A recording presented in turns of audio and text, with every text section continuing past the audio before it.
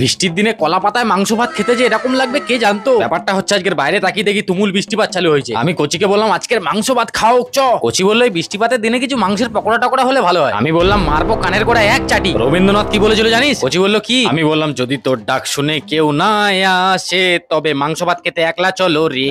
কোচি বললো তুই আমার চোখ আজকের খুলি দিলি ভাই। আমি বললাম যা এবার আমার জন্য মাংস ভাতটা বানা। মাংস ধুতে ধুতে কোচি লাল চোখ দিয়ে এমন তাকালো 2-1 মিনিটের জন্য আমার সম্মান নিয়ে টানাটানি বেঁধে গেল। মাংস বানানো অনেক বড় কাজ ছিল তাই দেবাশিসকে দিয়ে আদা রসুন আর কোচিকে দিয়ে আলু ছোলাচ্ছিলাম। আর আমি কি, আমি তো বস। কোচি বলে আদা রসুনটা বাটবি তো। আমি বললাম পেঁয়াজ কাটতে গিয়ে আমার চোখ লাল হয়ে গেছে, আমি আর আদা রসুন বাটতে পারবো না রে ভাই। কোচি বললো আমরা কেউ শিলনোড়ায় বাটতে পারি না, তোকেই করতে হবে। ওই বলে না খেতে গেছিলাম ক্ষীর আর পোঁদে লেগে গেল তীর। আদা রসুনটা বাটা হতেই কোচি দেখি ঝটপট পেঁয়াজের মধ্যে আদা রসুন আর মশলাপাতি গুলোকে দিয়ে কড়ায় মাংস ছেড়ে দিল। কোচি যতক্ষণ মাংস কষছিল আমি ফ্যাচ করে আমার চাকুটা বার করে কলা পাতা কেটে নিয়ে চলে এলাম। কোচি বললো ভাই ঝোল কম রাখছি। আমি বললাম হেই ঝোল বেশি রাখ, অনেক লোক।